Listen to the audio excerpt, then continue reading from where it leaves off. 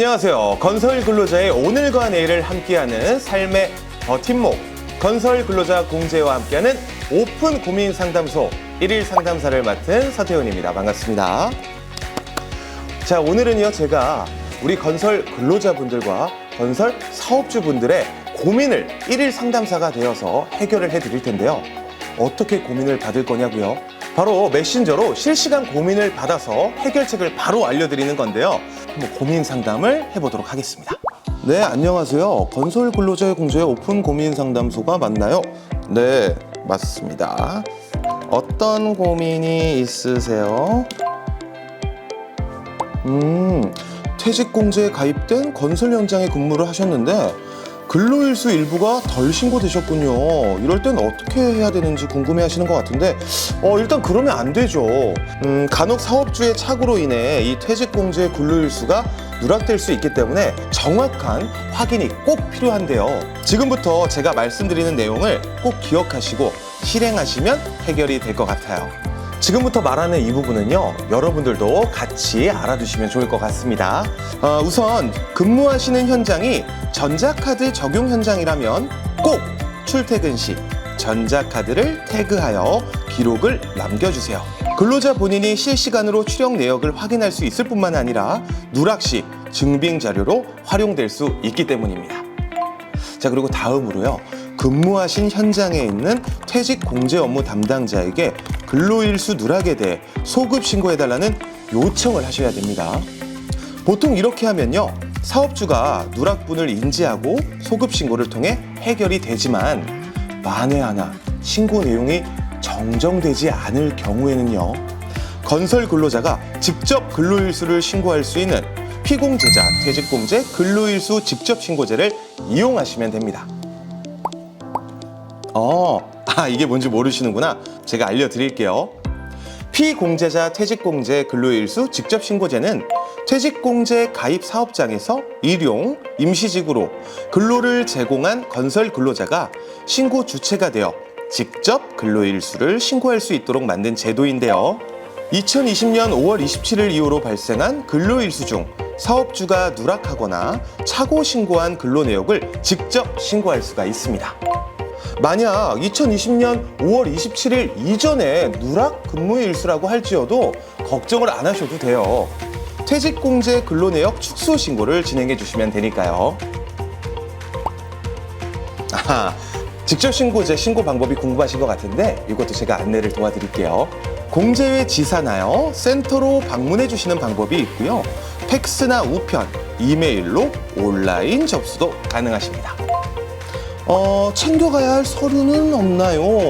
물론 있죠. 아무래도 근로일수 신고이기 때문에 없을 수는 없습니다. 지금부터 차근차근 알려드릴게요. 확인하시고 빠지는 것 없이 잘 챙겨주시길 바랄게요. 첫 번째, 피공제자 퇴직공제 근로일수 직접 신고서. 두 번째, 신분증. 세 번째, 근로사실을 확인할 수 있는 서류 중 한 가지를 선택하시면 되는데요. 제가 알려드리겠습니다. 건설 근로자 경력 증명서 또는 건설 근로자 기능 등급 증명서, 고용보험 일용 근로내역서, 소득금액 증명원, 통장 입금 내역, 노무비 지급 명세서 등 근로사실을 확인할 수 있는 자료, 이 정도가 될 것 같네요. 추가로 필요한 경우에는요, 공제회에서 근로사실을 확인할 수 있는 추가 증빙 서류를 요청할 수도 있다는 점 기억해 주시길 바랄게요. 덕분에 고민이 해결되었다고 하시는데 너무 다행입니다. 오늘 말씀드린 내용 꼭 기억하셔서요, 누락된 근무일수 신고하시길 바랄게요. 제가 뭔가 이 제시드린 해결책으로 고민이 해결됐다고 하니까 굉장히 좀 뿌듯하고 도파민이 뿜뿜 올라오는데요. 이 기세를 몰아서 고민을 한 가지만 더 받아보도록 하겠습니다. 다른 분이 고민을 주셨어요. 안녕하세요. 현재 퇴직공제를 신고하는 사업주분이시네요.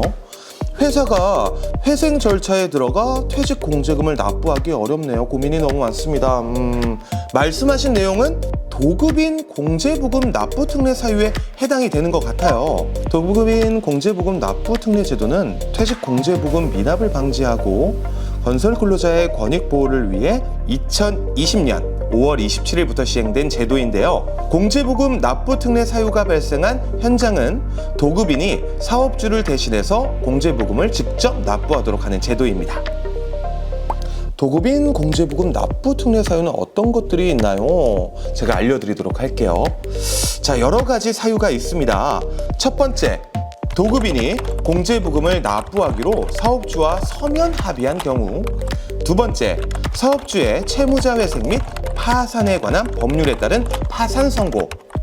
세 번째, 사업주의 채무자 회생 및 파산에 관한 법률에 따른 회생 절차 개시 결정. 네 번째, 사업주의 기업 구조조정 촉진법에 따른 공동관리 절차의 개시 의결.